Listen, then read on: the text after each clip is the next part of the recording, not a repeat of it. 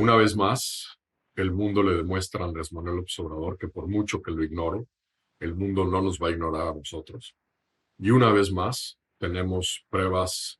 preocupantes, fehacientes de lo que implica y podría implicar para el futuro gobierno mexicano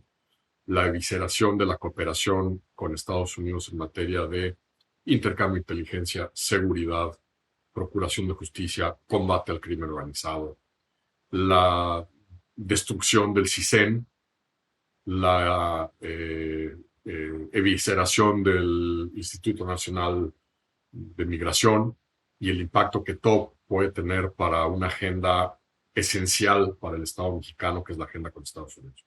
¿Por qué subrayo esto? Porque ayer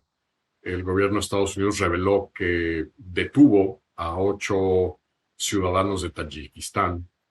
que llegaron a territorio estadounidense atravesando de manera indocumentada la frontera con México. Si bien las autoridades estadounidenses a la hora de procesarlos y dejarlos pasar no advirtieron que estos 8 individuos que han sido detenidos en Filadelfia, en Los Ángeles y en Nueva York tenían potenciales vínculos con la organización terrorista del Estado Islámico, posterior procesamiento de sus expedientes y de las fichas de ingreso, alertaron a las autoridades estadounidenses de que estaban en una lista de individuos con potenciales vínculos. No son terroristas identificados, pero son personas con potenciales vínculos con el Estado Islámico, si bien la responsabilidad al final del día le compete a Estados Unidos al haberlos procesado y dejado pasar. El hecho de que hoy estén detenidos, el hecho de que, ya se imaginarán, todos los medios, sobre todo de la derecha estadounidense, están pegándole al pandero de que terroristas han atravesado la frontera desde México, pone sobre la mesa el enorme peligro que implica todo lo que hemos visto por parte del presidente Andrés Manuel López Obrador en la cooperación en materia de inteligencia y seguridad con Estados Unidos. Ya en el 2023, según datos del propio gobierno estadounidense, 160 individuos que estaban en listas de individuos sospechosos de tener vínculos con grupos terroristas o simpatías por grupos terroristas fueron detenidos tratando de cruzar de México a Estados Unidos en el 2023, comparado con 100 que se detectaron y se detuvieron en el 2022. Es decir, con este brutal incremento en los flujos migratorios que hemos visto por territorio mexicano, no solo de centroamericanos, sudamericanos, sino nacionales de toda parte del mundo que están llegando a aeropuertos de Sudamérica y subiendo por el continente hacia la frontera o que logran ingresar directamente al territorio mexicano. Este tema de la seguridad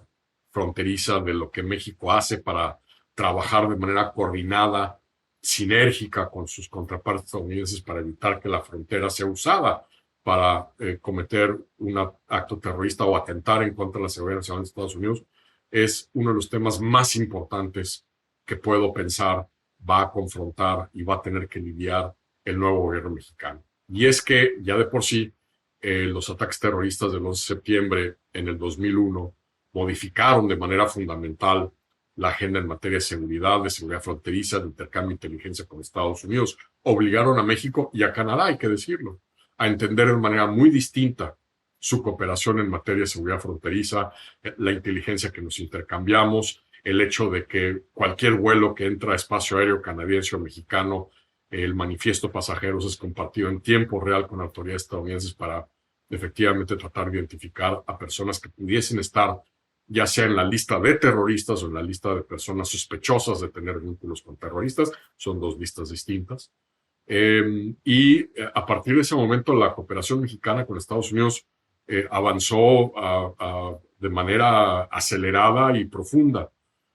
al grado que ya una década y pico después, el tipo de colaboración que había entre los dos países permitió a México y Estados Unidos en su momento, en el 2011, yo era embajador, cuando un ciudadano de origen iraní en Estados Unidos, vinculado con la Fuerza Quds, este grupo, esta fuerza paramilitar y de inteligencia de la Guardia Revolucionaria en Irán, que ha sido responsable de cometer toda una serie de actos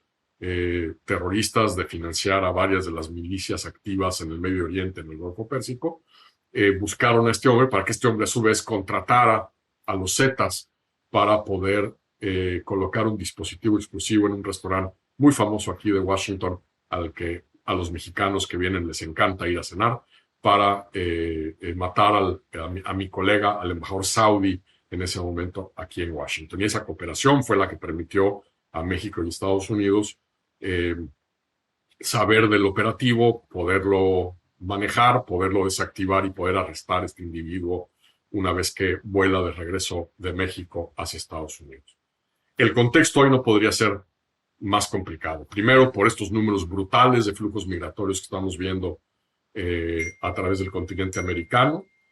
Segundo, porque el contexto en el Medio Oriente no es el que había en los últimos años, en las últimas décadas. Es un contexto enormemente fluido, enormemente complicado, donde buena parte del mundo árabe, del mundo musulmán, ven a Estados Unidos como un facilitador de los crímenes de guerra y del uso desproporcionado de la fuerza de Israel en la Franja de Gaza, y donde efectivamente hace a Estados Unidos mucho más vulnerable ante un posible atentado terrorista que pudiese perpetrarse atravesando la frontera con México. Lo que está en juego para México hoy, para México a partir del 1 de octubre, para la construcción del andamiaje de cooperación bilateral en todos los temas del futuro gobierno de Claudia Sheinbaum en la relación con Estados Unidos, es fundamental. México tendrá que poner las barbas a remojar, tendrá que entender los enormes costos que implica todo lo que ha hecho López Obrador en la cooperación en materia de seguridad con Estados Unidos, pero también en el desmantelamiento de las capacidades de inteligencia interna y de control migratorio